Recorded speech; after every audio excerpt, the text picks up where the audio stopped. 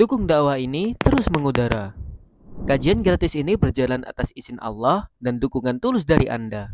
Bersama kita sebarkan kebaikan seluas-luasnya. Yuk jadi bagian dari tim kebaikan kami dengan mendukung operasional dakwah. Jazakumullahu khairan kasiran. Usina wa sayyiati a'malina faman yahdihillahu fala mudhillalah wa may yudlil fala hadiyalah. Asyhadu an la ilaha illallah wa asyhadu anna Muhammadar Rasulullah. Allahumma salli ala Muhammad wa ala ali Muhammad, amma ba'du. Ayuhan nas ittaqullaha mastata'tum wasma'u wa ati'u la'allakum turhamun. Fa inna asdaqal hadisi kitabullah wa khairul hadi hadi Muhammadin sallallahu alaihi wasallam wa syarrul umuri muhdatsatuha wa kullu bid'atin dhalalah.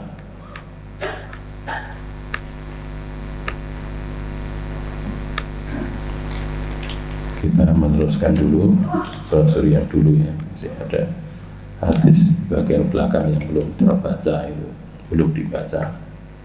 Ini juga belum ada fotokopinya ini. Sekarang kita lihat hadis yang di akhir tentang Nabi Musa dan Nabi Khidir ini.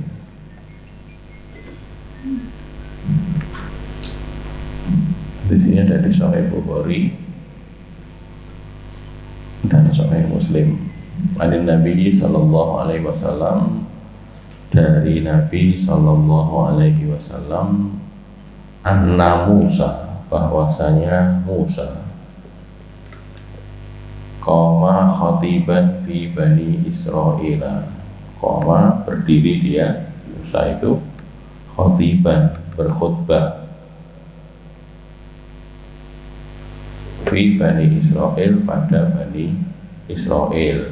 Bani Israil itu anak turunnya Nabi Yakub ya. Israil itu adalah Nabi Yakub. Isra itu artinya Abdul, Il itu artinya Allah ya. Abdullah Israil. Fasu'ila, lalu dia ditanyai Nabi Musa itu, ayyun nasi a'lamu, siapa orang yang paling pinter, orang yang paling tahu. Ayyun nasi a'lam, siapa orang yang paling paham, paling pinter. Qala faqala, lalu dia menjawab Nabi Musa, anak, aku, yang paling pinternya aku. Nabi Musa. Fa'ataballahu alaihi, maka Allah menegur dia. Ataba itu menegur, menyalahkan, apa namanya, ya, menghadik, menegur alaihi, atas Nabi Musa. Tatkala lam yaruddal ilma, Nabi Musa tidak mengembalikan ilmu, yarudda itu mengembalikan al ilma, ilmu, ilaihi, kepadanya, pada Allah. Ditakoni sing paling pinter sapa? Jawabnya harusnya kan wallahu a'lam, kan itu ya. Kalau yang lebih tahu Allah. Kalau malah jawab saya, itu ditegur oleh Allah Subhanahu wa ta'ala. Faqala lahu, lalu Allah berkalam kepada Nabi Musa, berkata, bala, ya, li abdun, aku itu punya hamba. Li, aku mempunyai, Allah punya, abdun, hamba. Aku punya hamba di bimajma'il bahrain, di tempat bertemunya dua laut, tempat bertemunya laut dan sungai, muara. Dua laut, maksudnya satunya laut, satunya sungai. Bimajma'il bahrain, di tempat bertemunya dua laut. Huwa, dia hambaku itu tadi itu, a'lamu minka, lebih tahu, lebih pinter, minka, daripada kamu. Dia, wahai Musa, hambaku itu lebih pinter daripada kamu. Qala, Nabi Musa berkata, ai Robbi, sama dengan ya Robbi gitu. Wahai Tuhanku, wahai pemeliharaku. Wa man li bihi, dan siapa untukku dengannya. Maksudnya siapa orang itu kok bisa lebih pintar dari aku gitu. Saya pengen belajar. Baru bahwa qala Sufyan, dan kadang-kadang Sufyan berkata, Sufyan ini salah satu perawi hadisnya ya, salah satu perawi hadis ini Sufyan. Sufyan berkata, ai Rabbi wa kaifali bihi, wahai Tuhanku, wahai pemeliharaku, dan bagaimana aku bisa ketemu dengan dia gitu. Kaifa bagaimana, kalau tadi kan man siapa, nah, ini kaifa bagaimana li aku bihi dengannya. Kalau yang ini tadi siapa orang yang bisa menemaniku ke sana, nah ini bagaimana caraku sampai ke sana ketemu dia gitu. Qala, Allah berkalam, Allah berkata, ta'khudhu hutan, kamu itu ngambil hut, ngambil ikan. Hut itu ikan, kamu bawa ikan, fataj'alhu fi miktal, lalu kamu masukkan ikan itu ke wadah. Miktal itu keranjang ikan itu ya. Dan kamu itu nanti kamu jalan, haitsuma faqattal huta, haitsuma di mana saja faqattal hut, engkau kehilangan ikan itu, di mana saja engkau kehilangan ikan itu, faqatta itu kehilangan, kamu kehilangan, fahuwa sama, maka dia ada di sana. Di mana saja kamu kehilangan ikan, nah di situ telah dia, hambaku itu tadi. Baru bama kola, dan kadang-kadang rawinya berkata bahwa sama, ada tambahan haknya ya. Sama itu sama di sana, maka dia ada di sana. Di mana saja kamu kehilangan ikan itu, lah dia ada di sana. Wa akhadha hutan, lalu Nabi Musa itu mengambil hut, membawa ikan. Faja'alahu fi miktal, lalu dia tempatkan di wadah keranjang ikan itu. Tsumma intolaqo, kemudian dia berangkat, bulei orang tadi berangkat sendirian, tidak ditemani dia Nabi Musa, wa fatahu, dan pemudanya, pembantunya, namanya Yusha bin Nun. Yusha bin Nun, ini nama orang nih, pembantunya Nabi Musa.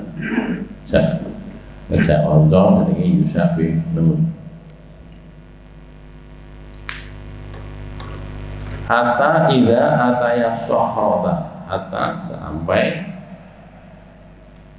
idza ataya, apabila keduanya itu datang. Ataya itu kan datang ya, tiba. Ataya keduanya datang ke sokhrota, ke batu besar, bongkahan batu yang besar. Wa doa ru'usahuma, mereka berdua meletakkan kepala mereka, tidur gitu loh ya, capek terus senden nyeleh ke sirah terus tidur.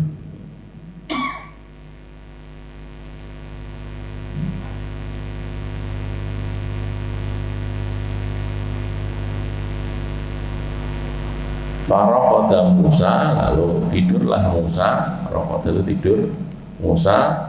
Wa tarabal hut, dan berguncang ikan itu tadi. Musa tidur, Faroqada lalu tidur siapa Musa. Wa taraba, dan berguncang. Berguncang al-hutu, ikan itu goyang-goyang gitu. Fa kharaja, lalu dia keluar. Ikan itu keluar dari keranjangnya. Fasaqata fil bahri, lalu ikan itu jatuh masuk fil bahri, di lautan. Jadi ceritanya itu apa, jalannya itu di tepi pantai gitu loh, melaku di tepi pantai, ada batu besar, terus lereng sik neng kono istirahat gitu ya. Nabi Musa tidur, si Yusha bin Nun tidak tidur, tapi Nabi Musa tidur. Terus masuk ke situ, ikannya itu keluar dari keranjang, mencolot gitu ya, masuk ke dalam ke dalam laut. Fattakhadha sabilahu fil bahri saroba, ini yang kemarin kita bahas ya. Dia itu mengambil jalannya di laut itu dalam keadaan ada bekasnya, bolong gitu. Air yang diceguri oleh ikan itu tidak balik lagi, tapi ada bolong kayak bentuk terowongan gitu ya. Fa'amsakallahu anil huti jiryatal ma'ilaini. Allah menahan, fa'amsaka lalu menahan siapa Allah menahan anil huti dari ikan itu tadi. Menahan apa? Jiryatal ma, aliran air. Airnya tidak nutup lagi tapi tetap berlubang, air itu berlubang.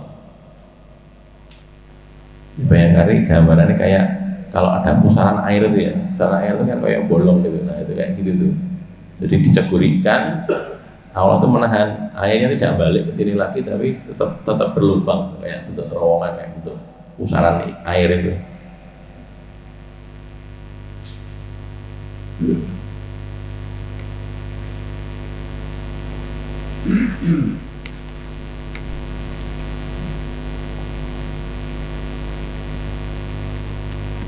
Bentar ya, boleh jadi Sahih Bukhari kan. Jadi tadi ceritanya awalnya Nabi Musa mengaku dirinya yang paling pintar gitu, lalu oleh Allah ditunjukkan, ada hambaku itu yang lebih pintar daripada kamu. Di mana ya Allah? Di sana. Nanti kamu bawa ikan itu dimasukkan ke dalam keranjang gitu. Nanti kalau hambaku itu ada di situ, nanti ikannya itu akan hilang, jegur ke laut itu hilang gitu. Nah, kamu cari di situ, ada ndak dia di situ, nanti dia akan ada di situ. Itu kata Allah Subhanahu Wa Taala ya.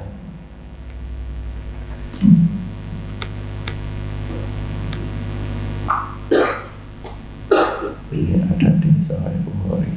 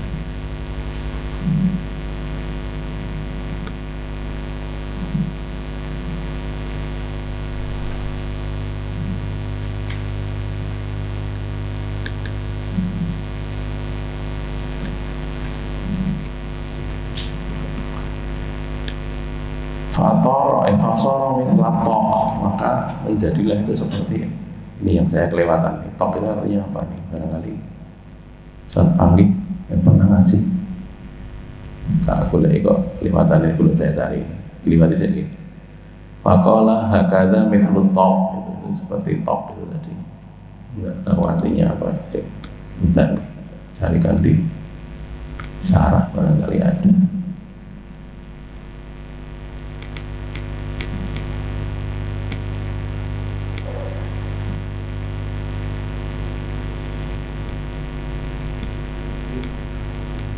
Ada yang pernah ngasih?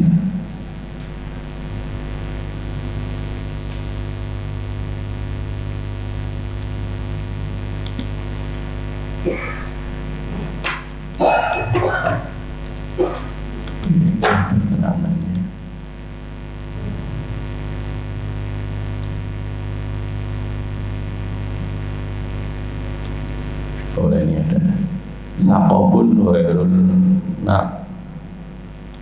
Sakop itu lubang ya, wairun nafid tidak tembus ya. Satu lubang yang tidak tembus. Sakobu wairun nafid, lubang yang tidak tembus. Tok itu gitu, ada lubang tapi tidak ditembuskan. Nafid tidak tembus ya. An-asakop lubang, wairun nafid lubang yang tidak tembus itu atok itu. Ya, terangannya di sini. Asakobu wairun nafid, lubang yang tidak tembus. Nah, ya. Fantolako, lalu keduanya itu melanjutkan perjalanan. Jadi si Yusak bin Nun melihat, cuma lupa mau ngabari Musa, itu lupa. Yamsyani, keduanya itu berjalan, Musa dan Yusak bin Nun berjalan, baqiyata lailatihima wa yaumahuma, sisa malam mereka berdua dan hari mereka berdua, melaku terus, awan bengi jalan terus gitu. Hatta idza kana minal ghad, sampai ketika karena adalah minal ghad, keesokan harinya atau waktu makan siang, saat ghadi itu kan bisa bermakna makan siang, bisa bermakna esok hari. Ketika sudah keesokan harinya, qala li fatahu, Nabi Musa berkata kepada pembantunya itu, Yusak bin Nun itu, atina ghada'ana, ayo datangkan kepada kita makan siang kita gitu. Kan bawa ikan tadi sebagai lauk sekaligus untuk petunjuk tadi. Laqad laqina min safarina hadza nasoba, laqad sungguh-sungguh laqina, kita sudah mendapati, kita mendapati min safarina, dari safar kami ini, safar kita ini, hadza ini, nasoban, lelah. Kita sudah lelah ini, kesel, ya mauze, bekal kan. Walam yajid Musa an-nasoba, dan Musa itu tidak mendapatkan lelah, orang alami kesel, hatta jawaza haitsu amarahullah, sampai dia melewati, dia melewati haitsu, di mana amarahullah, Allah memerintahkan dia, di mana tempat Allah perintahkan dia. Dan Musa itu melakukan kesel itu loh, kesel sampai melewati tempat itu tadi. Barang wis lewat tempat Majma'al Bahrain itu dilewati, baru merasakan capek gitu loh, sehingga pengen makan. Sebelumnya enggak gitu. Maka terus pengen makan lah. Yusak bin Nun menyiapkan makan, lalu berkata kepada Nabi Musa, qala lahu fatahu, pemudanya itu pembantunya itu berkata kepada Musa, ini ayat ini ya, ara'aita id awayna ila sahrati fa inni nasitul hud wa ma ansanihi illa syaitanu an al-qura wa takhadha sabilahu fil bahri ajaba. Kita bahas dulu ya, bagaimana pendapatmu ketika kita itu tadi istirahat di Sohroh, gunung batu besar tadi, awaina itu berlindung, beristirahat di batu besar itu, fa ini nasitul huta, maka sesungguhnya aku itu lupa kejadian ikan itu tadi. Wa ma ansanihu illa syaiton, tidak menjadikan aku lupa akan ikan itu illa syaiton, kecuali setan. Jadi kelali ke setan. Wa takhadha sabilahu fil bahri ajaba, dan ikan itu mengambil jalannya di laut itu dengan menakjubkan. Tadi ya bolong, tadi tidak kembali airnya, terus tetap bolong begitu. Maka al-huti saroban walahuma ajaban. Nah, itu maksudnya ikan itu mengambil jalan dengan tadi tembus tadi ya, apa tidak tembus, lubang yang tidak tembus tadi, walahuma, dan bagi mereka berdua itu Musa dan Yusak bin Nun, ajaban, takjub gitu loh.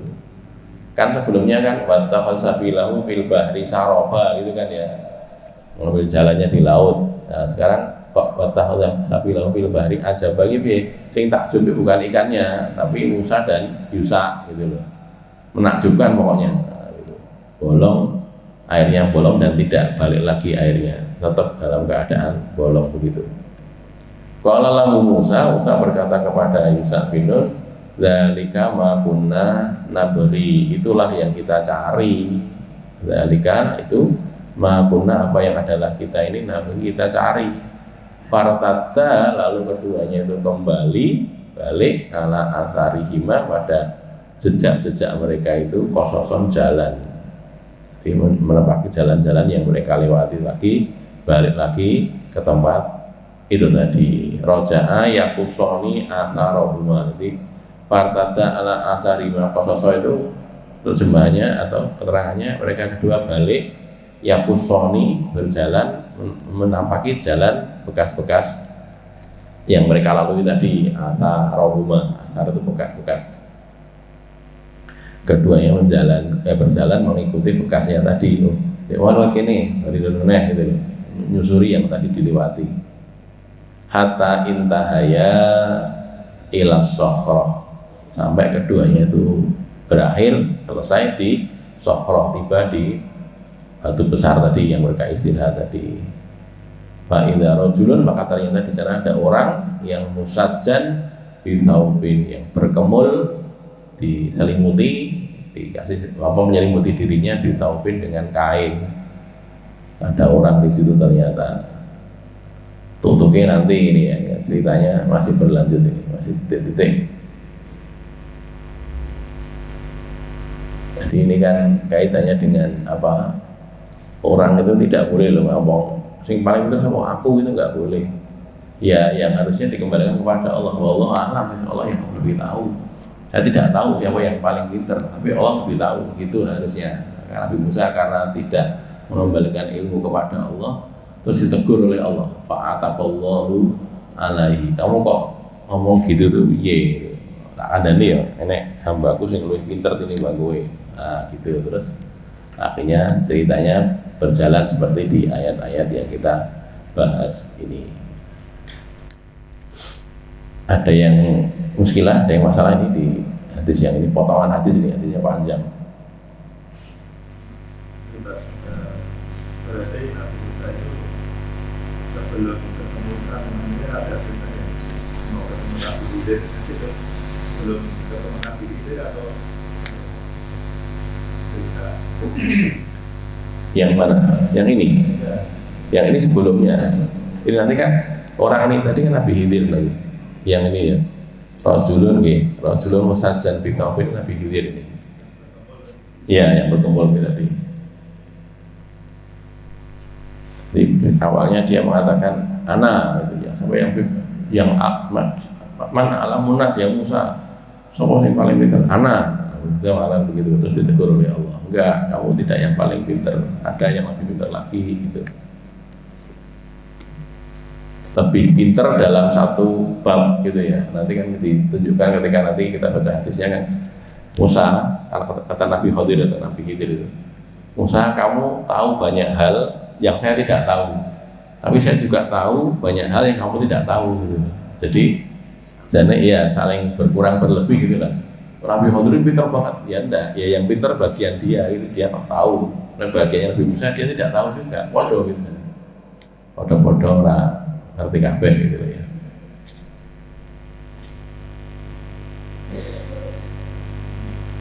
Ada lagi? Baik, kita lanjutkan ke brosur berikutnya ya, yang hadis 66 ya, hadis ayat 66 sampai ayat 70. Tadi kan ketemu Nabi Khidir sudah. A'udzu billahi minasyaitonir rajim. Qala lahu Musa hal attabi'uka 'ala an tu'allimani mimma 'ullimta rushda. Qala innaka lan tastati'a ma'iya sabra. Wa kaifa tasbiru 'ala ma lam tuhit bihi khubra. Qala satajiduni insya'allahu sabiran wa la a'si laka amra. Qala fa in ittaba'tani fala tas'alni an syai'in hatta uhditha laka minhu dzikra. Qala lahu Musa. Musa berkata kepada dia, kepada Nabi Khidir. Sebagian mengatakan Khidir, sebagian mengatakan Khidir. Beda biasa ya. Hal attabi'uka, bolehkah aku mengikuti kamu? Bolehkah aku menjadi muridmu gitu lah ya. Hal attabi'uka ala atas antu alimani, bahwa kamu mengajari aku mengikuti kamu supaya kamu mengajari aku mimma ulimta, dari apa yang kamu diajari, dari kamu ya, ilmu yang kamu sudah ketahui diajari oleh Allah. Rusdan, petunjuk jalan, rusdan kelurusan atau petunjuk. bolehkah aku mengikuti kamu agar kamu mengajari aku? Ya. Musa meminta izin kepada Khadir untuk menyertainya agar dapat belajar ilmu yang dimiliki Khadir dan tidak dimiliki Musa. Itu ya. Tapi Khadir punya ilmu itu, Nabi Musa enggak punya. Nah, maka Nabi Musa pengen belajar ilmu yang tidak dia miliki itu.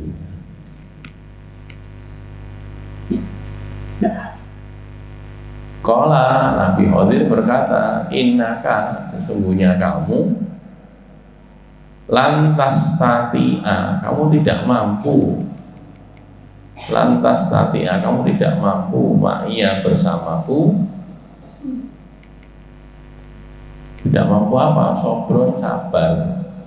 Kamu tidak sabar bersama saya itu nanti.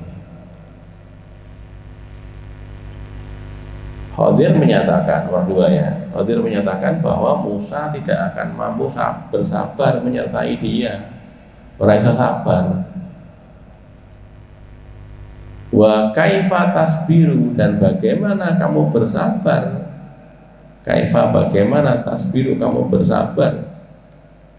Ala atas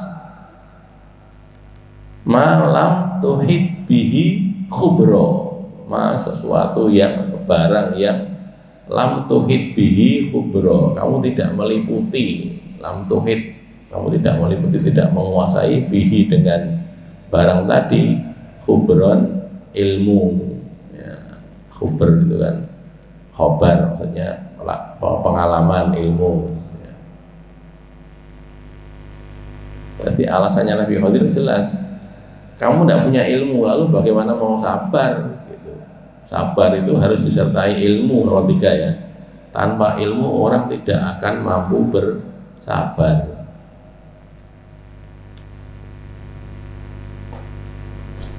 Zaman sekolah dulu sekolah saya beda karo nek ben. Sekolah dulu itu kan lebu jam 7, mulai jam 2 sekolah, ada jam 2, ada mulai jam ke-0, jam setengah 7 ke jam 6 itu mulai sekolah.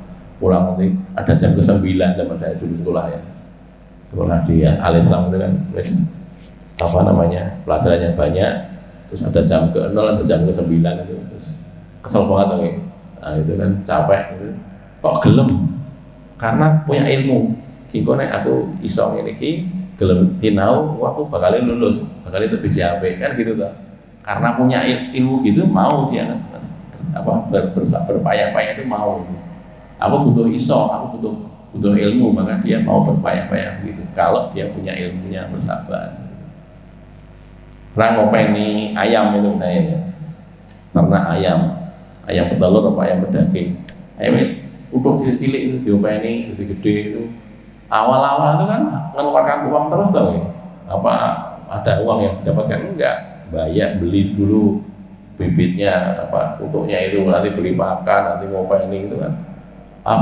Pokoknya duit terus itu. Nah, kok sabar? Karena dia tahu nanti akan dapat hasil. Tahu nantinya akan dapat hasil gini, terus dia mau. Pak Tani juga gitu, petani ketika awal-awal menaburkan benih, ini awal-awal menyiangi itu, menghilangkan rumput-rumput yang ganggu itu keluar uang, keluar tenaga, biaya ya, uang ya, capek ya, gitu kan. Kok mau itu? Karena dia tahu ini nanti kalau panen dapat hasil hanya bisa untuk tadi, gitu kan. Dia tahu gitu sehingga dia bisa bersabar. Lain Nabi Musa mengikuti Khadir, belum punya ilmunya, terus gue harus sabar caranya piye gitu. Ngurung ilmune gitu kan. Wa kaifa tasbiru ala malam tuhid bihi khubro. Kamu nanti nggak sabar mengikuti saya itu, nggak punya ilmunya kok gitu.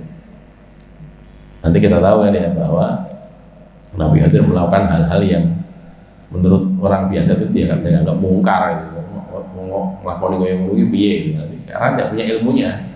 Nah, Nabi Khadir punya ilmunya sehingga tidak bisa bersabar kan seperti itu. Terus apa kata Nabi Musa?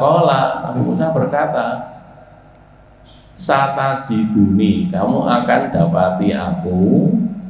Satajiduni, kamu akan mendapati aku, insya Allah, jika Allah menghendaki, Sabiro, sabar. Insya Allah saya sabar. Kok insya Allah? Karena kan ini masih berjalan lama ya, berhari-hari ke depan gitu kan. Karena dia tidak tahu apa yang terjadi, maka membuat istisna, istilahnya. Istisnanya itu pakai insya Allah. Jika Allah menghendaki, saya akan sabar. Sabiro, orang yang sabar. Kamu dapati aku sebagai orang yang sabar. Wala aksi laka amro, dan aku tidak akan maksiat, aku tidak akan melanggar, memaksiati, menentang laka kepadamu amron, satu perkara pun. Saya tidak akan ngeyel, satu perkara pun tidak akan ngeyel saya itu. Saya manut wis, jadi murid ya manut. Nomor 4 ya, Musa meyakinkan Khadir bahwa dirinya akan bersabar menyertai Khadir dengan berucap insya Allah, pakai istisna istilahnya ya. Insya Allah ini ya stasni. Kita kalau ada janji atau ada itu pakailah insya Allah. Besok ketemu ya insya Allah. Itu adabnya orang beriman begitu. Ya. Tapi bukan insya Allah iya nek iso nek ora ya ora, bukan gitu loh ya.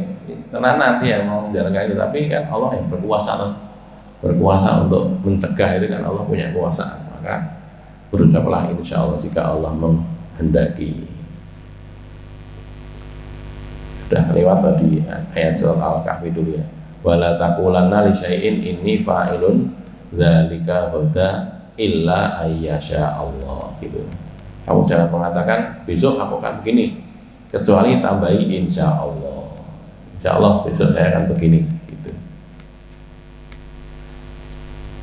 Ayat 70, qala, berkata Nabi Khadir, fa in tabatani, maka jika kamu mengikuti aku, ya arep melu aku, ya, fa in ittabatani, jika kamu ikuti aku, fala tas'alni an syai'in, maka kamu jangan bertanya kepadaku tentang sesuatu pun. Aja takon apa-apa lho ya.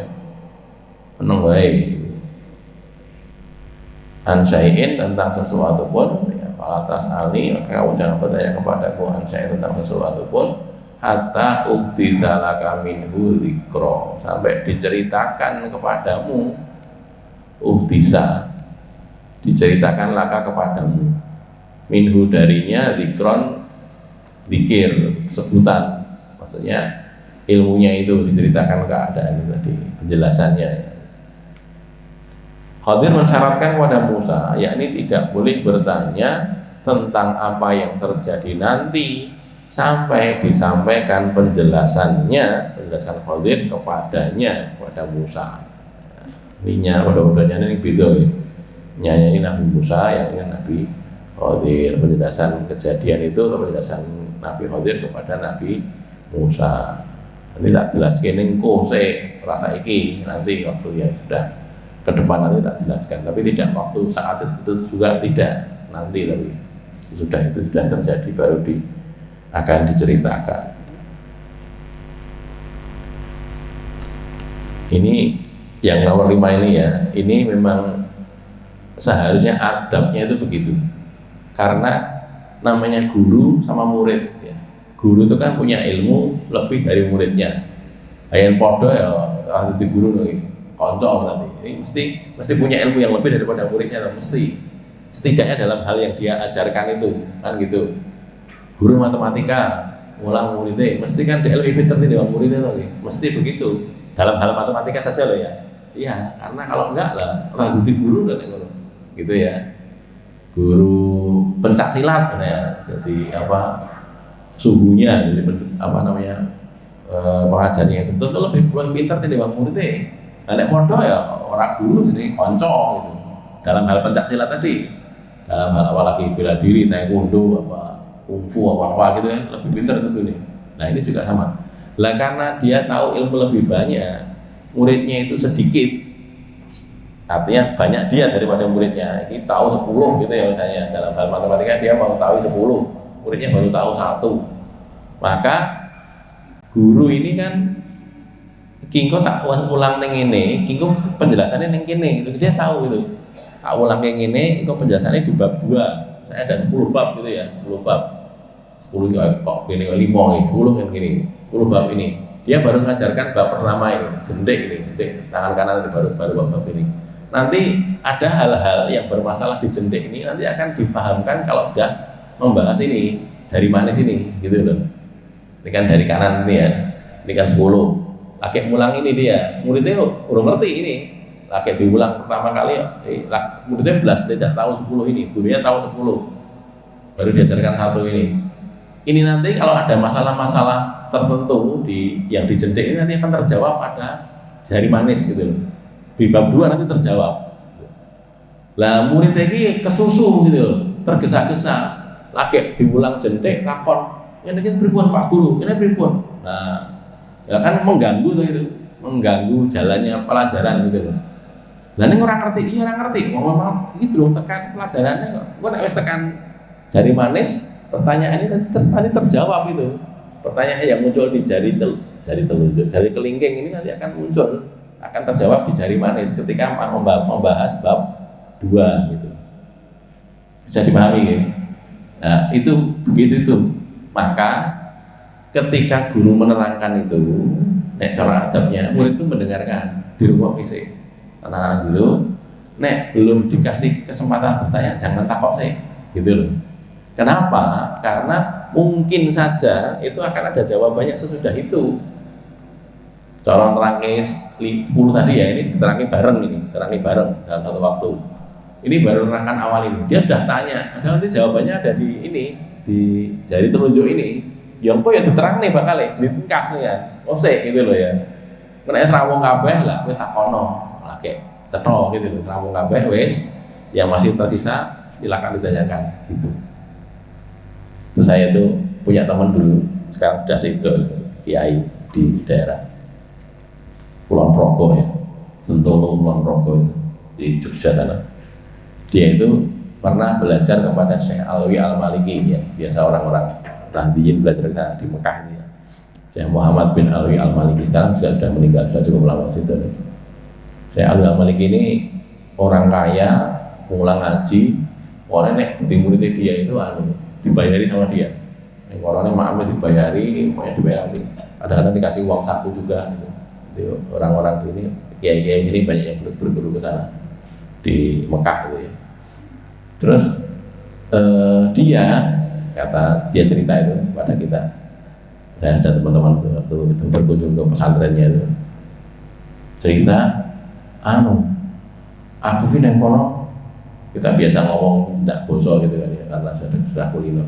Yang kono ini kalau Syekh Muhammad ini namanya Syekh Muhammad bin Alwi Al-Maliki. Waktu awal-awal itu kami satu angkatan dia ngomong sama Syekh Muhammad. Pokoknya, bahasa Arab tentunya ya. Pokoknya dalam 2 tahun ini ojo takon wis, tidak boleh tanya gitu. Tak ulang 2 tahun itu ojo takon blas. Lah kok nek ra mudeng piye tulisan. Kamu suruh tulis di buku, kamu siapkan buku tersendiri, pertanyaan-pertanyaan kamu itu kamu tulis kabeh gitu. Pokoknya dalam 2 tahun ini kamu jangan tanya, saya tak mulang, kamu nggak usah takon, tapi tak ulang sih gitu. Nanti kalau sampai 2 tahun itu kamu boleh tanyakan, boleh tanya apa saja yang kamu inginkan untuk takok gitu. Kata Syekh Alwi Al-Maliki tadi. Ya sudah, artinya disuruh gitu kan. Nah, saya takon saya nih, kandani kalau takon ngeyel gitu. Jadi tidak boleh tanya gitu. Terus kata teman kita tadi itu, dia tuh nulis karena orang oleh takon langsung oke, ditulis. Pertanyaannya dia tulis semua gitu dalam 2 tahun gitu. Setelah selesai 2 tahun, kata dia sendiri ini, tulisan tadi sangat banyak kan pertanyaan itu, tapi terjawab kabeh gitu. Tidak ada yang tidak terjawab, semuanya terjawab gitu. Jadi dalam rentang 2 tahun tadi itu satu persatu terjawab gitu loh. Jadi dia nulis banyak pertanyaan ya, ini apa, bagaimana itu. Nanti di pertemuan sekian terjawab, terus dia tulis jawabannya di situ. Oke, bisa lihat jawabannya, terus jawab gitu loh.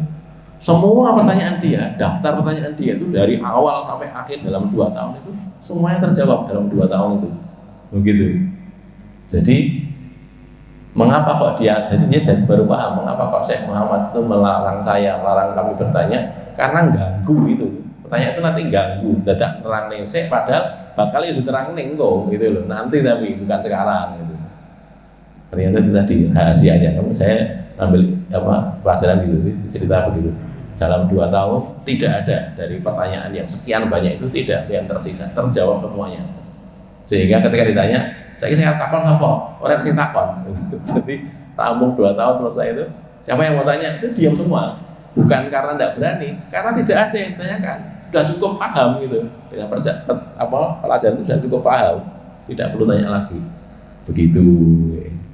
Nah, ngeten-ngeten ini susahnya kalau kita bicara dengan para mahasiswa, para dosen, itu agak susah karena mereka biasa kritis lagi. Pak guru juga gitu.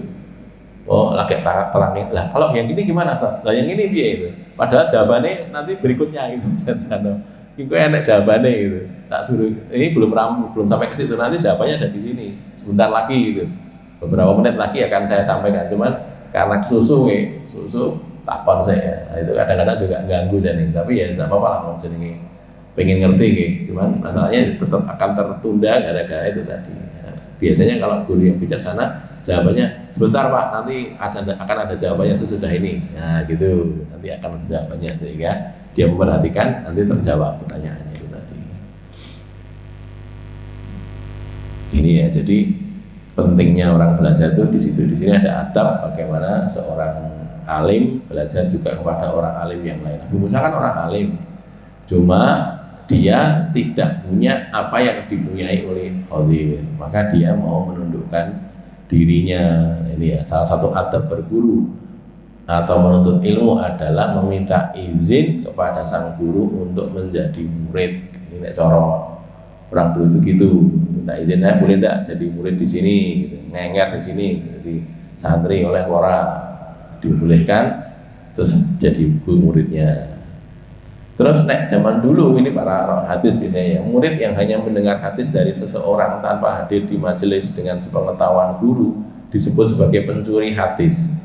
Sarik gitu, pencuri hadis itu wong ngrungok ketok itu tapi gurunya nggak tahu dia itu hadir di situ, nggak tahu.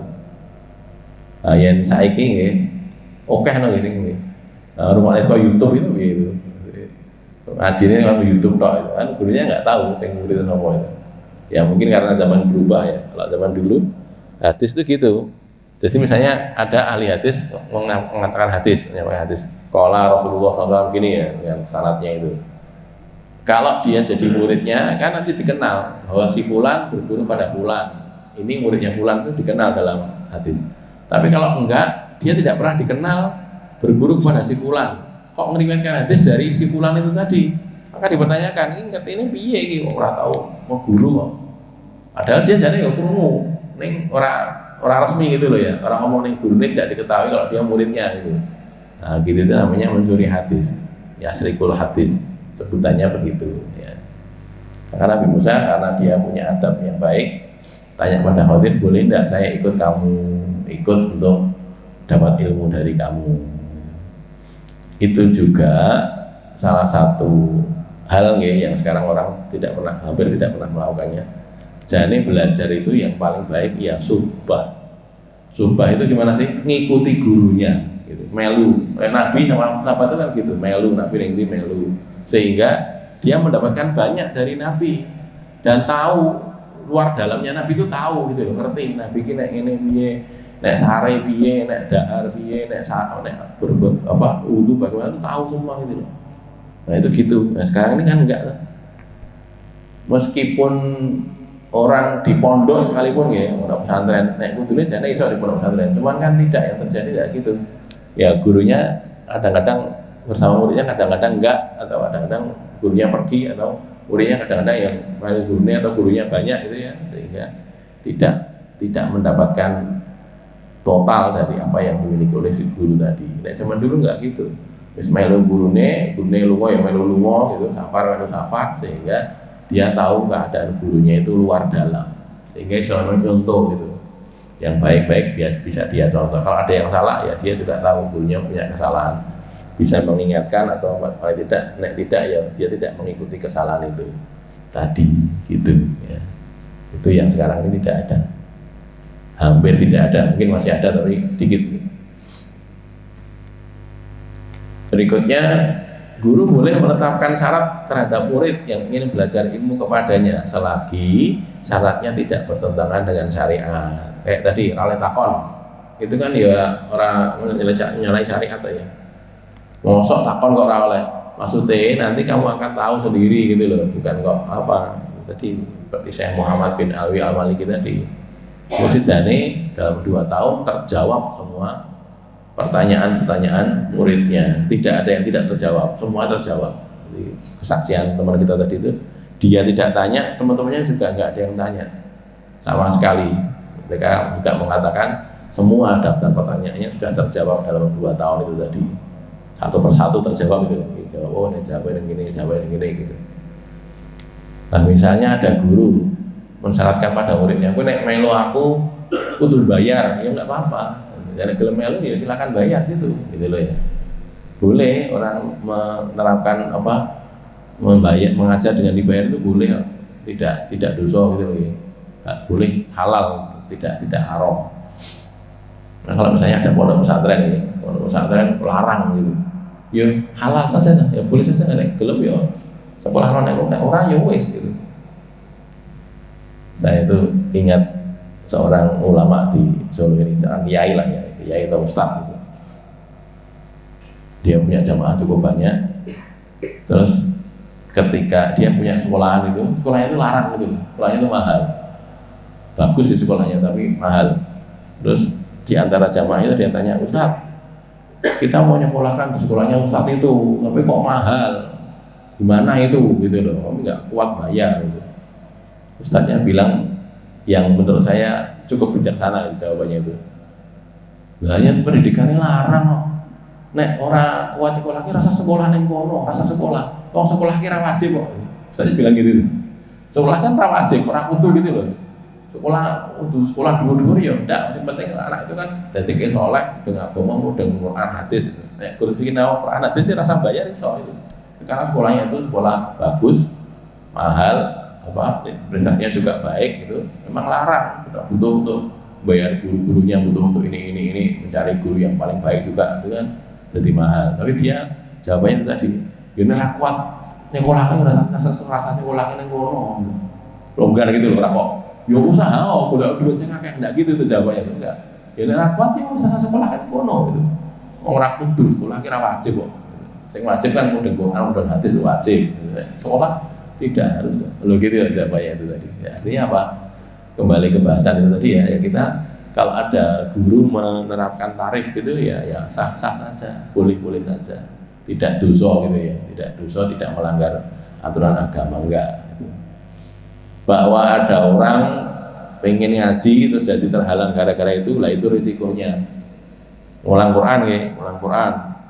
Pokoknya sak ayat 10.000 misalnya gitu misalnya loh ya sah-sah saja. Barangnya nek sing arep sinau Quran tidak mendapatkan guru selain dia tapi dia tidak kuat bayar, lah ya itu masalahnya. Itu yang jadi masalah, kemudian dia jadi harus bertanggung jawab lagi.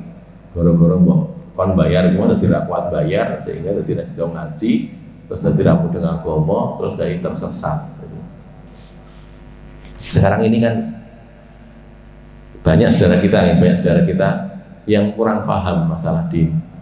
Termasuk ini juga saya kebetulan mengajar di satu universitas itu, guru-guru dosen-dosennya itu ngaji. Terus saya pernah menerangkan kepada mereka tentang faraid itu ya, tentang pembagian warisan itu. Jadi seharusnya suami, istri itu kan hidup bareng, tapi harus bisa dipisahkan mana harta suami, mana harta istri. Ora kok gono gini campur petisi enggak gitu. Kalau mungkin campur harus bisa dipersentase. Harta istri sekian persen, harta suami sekian persen. Mengapa? Karena kan jarang toh langsung mati berdua itu kan jarang. Biasanya salah satu dulu kan, yang meninggal bapaknya dulu atau ibunya dulu, suaminya dulu atau istrinya dulu gitu kan. Nanti kalau suami meninggal lebih dulu, harta suami ini diwaris, termasuk istrinya juga dapat warisan dari suaminya. Kalau yang meninggal istrinya lebih dulu, nanti suaminya dapat warisan dari istrinya gitu loh. Maka harus bisa dipisahkan. Iki mobil iki nggone sapa? Dewe tukune bareng-bareng, baik bareng-bareng iki kira-kira pirang persen gitu loh. regane mobil 200 juta, aku biyen urung 100, bojoku 100, berarti 50-50 kan itu kayak. Nanti kalau salah satu meninggal, yang dibagi itu hanya persentase milik orang yang meninggal. Orang kok kabeh ndak no, gitu. Separuhnya masih dimiliki kok gitu. Jadi piye ya nanti diatur, saya mobil ini 50% miliknya ibu karena ibu masih hidup, bapak sudah meninggal. 50% yang milik bapak itu dibagi anak, istri juga dapat, ini juga dapat juga itu ahli warisnya itu. Sekian persen, tinggal nanti piye penake ditoroki kah atau bagaimana gitu kan ya. Yang jelas di persentase dulu. Gitu. Termasuk ini kadang-kadang juga orang salah gitu. Adik atau kakak itu selagi masih ada anak, itu adik atau kakak itu nggak dapat warisan. Kan gitu. Cik dia anak ini, seorang meninggal dunia, masih punya anak dia, anaknya masih hidup. Itu adik dan kakak itu nggak dapat warisan, kan terhalang oleh anak tadi. Saudara kan nggak dapat itu. Saudara itu hanya dapat kalau bapak tidak ada, anak laki-laki nggak ada, itu bisa dapat. Tapi kalau anak laki-laki masih ada, bapak masih ada, anak laki-laki sudah ada, tapi bapak masih ada, ya tidak dapat juga karena bapak jadi asobah, anak laki-laki juga jadi asobah ya. Maka mungkin begini, kalau ada saudara gitu ya. Saudara ini masih belum meninggal, ini masih hidup. Saudara, kita punya adik, punya kakak. Iya, kita punya kewajiban untuk membantu adik atau kakak kita. Iya, betul. Tapi ada batasnya, ada batasnya. Jangan sampai kemudian jadi mendolimi bagiannya anak. Gitu kan gitu. Misalnya gini, dibantu, dibantu wakai banget, untuk akeh banget sampai jutaan, puluhan juta, ratusan juta gitu kan ya. Ya itu sudah wallahu alam, kalau saya melihat sudah lebih dari yang seharusnya dia kerjakan gitu. Kecuali kalau bantuannya orangnya loro gitu kayak beda ini orang ini butuh tuku omah, butuh tuku mobil, aku njaluk, aku masuk dewe. Iya, tapi harus kita pertimbangkan begini loh. Anak-anaknya juga punya hak gitu. Jangan lantas ini maaf diberikan pada saudara sehingga jadi berkurang jatah, bukan jatahnya gitu. Harta bapaknya jadi berkurang cukup banyak kan. Nah itu malah tidak benar kalau begitu gitu. Seharusnya tidak begitu. Seharusnya bagaimana? Ya dibantu tapi sekedar yang patut gitu loh ya. Dibantu tapi tidak terus wabeh ditanggung nggih mboten. Kalau itu masalah makan, oke. Masalah makan, masalah pokok, iya benar itu. Apa sudah bukan pokok lagi, sekunder atau tersier atau kuarter ya, tidaklah gitu. Tidak sampai ke tingkat itu gitu loh. Jangan lantas misalnya kita punya adik, punya kakak, terus bapak pasku ini sugih, adikku sugih, tak jalui dite ya, tidak boleh gitu. Tidak boleh kan, orang itu haknya dia kok gitu, tidak boleh. Bahwa kita tidak bisa makan, kita minta tolong, iya, tidak bisa makan, tidak punya rumah gitu ya, karena di rumah, atau tidak punya baju, sandang, pangan, papan, yang pokok itu kan itu, iya, nah itu. Tapi kalau lebih dari itu ya enggak. Tidak sampai kemudian ke tingkat yang seperti ini. Saudara kita yang kita tadi di UNS itu di sana itu tidak tahu gitu ya. Lah selama ini kami tidak gitu, mereka katakan gitu. Bapaknya kerja, ibunya juga kerja, masing-masing punya hasil nafkah, punya gaji gitu. Kata mereka, dari mereka sendiri waktu saya ngajar Farok itu mereka mengatakan gini, yang gede-gede itu bongso omah, kemudian mobil, motor gitu tuh yang beli bapaknya. Tapi kalau untuk keseharian, tuku beras, makan dan sebagainya itu dari ibunya gitu. Jadi ibu membayari kegiatan hariannya itu, beli makan macam-macam, termasuk bayar sekolahnya anak itu ibunya ini. Tapi kalau yang gede-gede yang beli mobil, beli motor itu bapaknya. Tanya kepada saya, gimana itu Ustaz? Ya saya bilang, ya itu kalau memang yang beli bapaknya, ya bapaknya itu punya hak atas itu tadi. Tapi selama sekian tahun itu yang memberikan beras, itu saya, ibunya cerita gitu, si dosen putrinya ini, yang itu saya, yang berikan makanan sekian lama itu, ya makan, ya jajannya anak itu saya. Ya saya bilang ya kalau mau itu dihitung saja, kira-kira habis berapa, itu kan harusnya tanggung jawabnya bapak juga lah ya. memberikan nafkah pada anak istri itu kan tanggung jawabnya orang tua laki-laki maksudnya bapak. Itu dihitung saja, dihitung kira-kira piro. Nanti kalau bapak tidak bisa bayar ya dikonversikan dengan motor tadi misalnya gitu loh ya. Jadi misalnya aku selama ini 10 tahun, 20 tahun ini bayari nafkah itu dihitung wae kira-kira sesasi piro gitu kan. Kira-kira aja sekian. Oh ternyata jumlahnya 100 juta, ya wis nek mobil segini nggo namu. Nah kan itu bisa loh, gitu loh ya. Saya bayarnya dengan mobil ini, sekarang mobil ini jadi milik kamu gara-gara saya untuk bayar itu tadi. Bisa dikonversikan gitu. Sampai saya jadi gitu karena pramudeng, gitu. Nggak paham. Nah kalau barangkali di antara kita ada yang juga belum paham, ini sekaligus jadi pembelajaran. Tidak, setidaknya kita bisa nyampaikan kepada orang lain. Gitu. Banyak di antara saudara kita ternyata yang belum memahami itu karena taunya jadi suami istri ya badane bareng gitu. Tidak, bareng boleh dipakai bareng-bareng boleh, tapi harus jelas ini punya siapa gitu. Sehingga nanti kalau salah satu meninggal bisa jelas sing diwarisi sing ndi gitu loh. Nah, enggak nanti kan enggak bisa. Orang Jawa kan gitu. Bapaknya meninggal atau ibunya meninggal atau bapaknya dulu ya, bapaknya meninggal, ibunya ketika anaknya mau bagi warisan, ojo dibagi aku sih urip kok, gitu kan? Oke, udah bareng-bareng sama bapakmu, ojo dibagi nggak salah kalau gitu. Lah yang dibagi hartanya yang meninggal bukan harta dia, lagi hartanya bareng-bareng. Makanya sejak awal dihitung sekarang itu di persentase. Omah ini biar tukune bareng-bareng, kira-kira pindah persen gitu loh. Kalau bisa presisi tapi tidak ya dikira-kira saja yang harus seridonya itulah sekian yakin gitu ya sudah gitu. Dengan tukunya bareng aku 100%, bapak 100% ya sudah. Nanti kalau salah satu meninggal yang dibagi itu adalah bagian yang meninggal saja. Yang masih hidup tidak dibagi masih punya dia kok. Gitu ya. Itu yang seharusnya dilakukanlah begini ini itu karena banyak yang tidak tahu maka kita perlu memberitahu dulu. Itu sehingga orang tidak jadi salah paham. Ada pertanyaan? Ya sudah habis. Oke, monggo. Belum selesai tapi sudah habis waktunya. Tentang faraid tadi. Iya. Misalnya ada satu keluarga yang dominan pisah itu istrinya. Iya. Kemudian ya laki-laki itu bukannya kerja tapi memilih hasil kerja istrinya gitu kan. Sehingga dikembangin juga dari situ. Itu keluarga itu nggak punya anak kan? Iya. Nah cara pembagian dia nggak punya anak, kedua belah pihak itu punya saudara. Iya. Nah untuk cara hitungannya seperti apa kan? Iya, ditanyakan ini istrinya punya harta, terus suami itu memilih harta istrinya untuk usaha.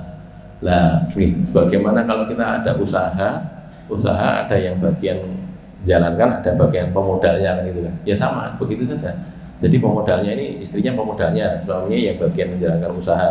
Nah sekarang rembukan dulu ini nanti bagaimana keuntungannya atau perusahaan ini gimana 50-50 kah gitu ya.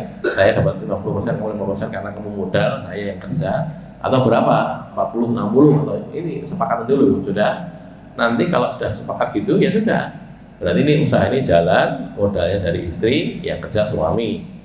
Nanti kalau 50-50 ya sudah hasil labanya atau asetnya itu ya 50-50 jadinya milik berdua gitu. Berkembang kan nanti ya dari awal berkembang awalnya misalnya 100 juta berkembang sampai 1 M atau 2 M ya sudah ini 2 M ini separuh-separuh punyanya gitu loh. Itu caranya nanti begitu salah satu meninggal ya begitu yang dibagi yang miliknya yang meninggal itu. Kalau tidak punya anak, tidak punya bapak, tidak punya anak laki-laki, saudara dapat nanti hitungannya nanti waktu lain gitu. Tahu karo itu. Ada lagi? Nggih, monggo. Ustaz. Pencuri hadis, ya. Baca satu kitab, Iya. terus kita sampaikan itu kan juga tidak sebenarnya dulu. Nah itu kan dulu ya. Dulu kan begitu. Kalau sekarang kan enggak. Sekarang ini kan kita nemukan hadis sampai Bukhari, bacakan aja kan boleh. Sudah dituliskan masalahnya. Nah zaman dulu kan belum ditulis hadis itu. Hadis itu belum ditulis sehingga ketika guru mengajar, muridnya dengar, itu mereka tercatat semua. Si fulan, kiai ini, muridnya ini tercatat semuanya. Bukan cuma gitu, si Fulan belajar kepada Fulan, A belajar kepada B, itu yang disinau apa saja itu ada cartanya.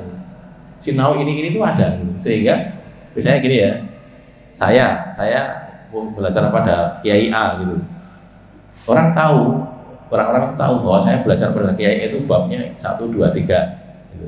1, 3 bab itu atau 3 hadis itu, lalu saya meriwayatkan dari Kiai A itu hadis keempat gitu. Itu ditolak gitu, pokoknya tahu kerumuh gitu loh. Itu gitu zaman dulu gitu, sebelum hadis itu dituliskan. Nah sekarang kan udah dituliskan, nggak apa-apa gitu. Jadi sekarang dituliskan, terus orang membacakan gitu, terus kita dengar itu dulu hadisnya enak gitu, ya pakai sama kan nggak apa-apa gitu. Sinau begitu boleh lah sekarang, zaman dulu nggak bisa karena itu tadi, termasuk tadi mencuri hadis itu, dia ramai lu ngaji, orang jadi muridnya, ini kerungu gitu loh, mungkin jajar masjid barangkali ya rumahnya itu, jadi kini waktu ngomong itu dia tidak ikut ngaji di situ, tapi dia dengar, terus meriwayatkan, saya dengar dari simpulan gini, nanti disoal itu loh, memang kamu pernah berguru pada simpulan, orang yang aku kerungu, ditolak, itu gitu, dulu begitu. Ada lagi? Silahkan. Apakah belajar itu perlu sanad? Kalau iya, kalau dalam din iya ada sanadnya. Jadi tapi itu tadi nggih, sekarang ada perbedaan di sini. Kalau untuk belajar ke dinnya itu Quran, hadis itu memang perlu guru. Cuma sekarang ini karena sudah ada kitab-kitab yang dituliskan, kita sinau langsung di kitab itu ya bisa. Kalau punya alatnya loh ya. Nah iso maca loh, iso maca tuh mudah. Jadi misalnya kayak tadi saya katakan Imam Bukhari itu punya sanad, punya guru sampai kepada Nabi gitu. Sanadnya kan ada. Termasuk Imam Ibnu Hajar Al Asqalani penulis kitab Syarah Fathul Bari itu dia punya sanad sampai kepada Bukhari. Guru-guru tekan Bukhari gitu. Jadi si Ibnu Hajar juga gitu. Nah, teman sekarang Sahih Bukhari sudah ditulis, lalu syarahnya juga sudah ditulis. Salah satu syarahnya Fathul Bari itu. Kita sinau Bukhari terus maca syarah Fathul Bari itu tanpa berguru kepada Ibnu Hajar itu boleh, nggak apa-apa. Tidak harus berguru karena wong wis ditulis masalahnya. Ilmunya itu sudah ditulis gitu loh. Sehingga asal kita bisa paham saja. Jadi sinau bahasanya kan bahasa Arab, yang mudah bahasa Arab, menyampaikan itu boleh, nggak apa-apa. Tidak lagi seperti harus ketemu gurunya, enggak. Itu begitu. Wallahu a'lam. Ada lagi? Cukup nggih? Qul qouli hadza astaghfirullahaladzim wa lakum alhamdulillahirabbil alamin. Ini belum selesai ya. Mudah-mudahan bisa diselesaikan di waktu yang lalu. Alhamdulillah. Dukung dakwah ini terus mengudara. Kajian gratis ini berjalan atas izin Allah dan dukungan tulus dari Anda. Bersama kita sebarkan kebaikan seluas-luasnya. Yuk jadi bagian dari tim kebaikan kami dengan mendukung operasional dakwah. Jazakumullahu khairan katsiran.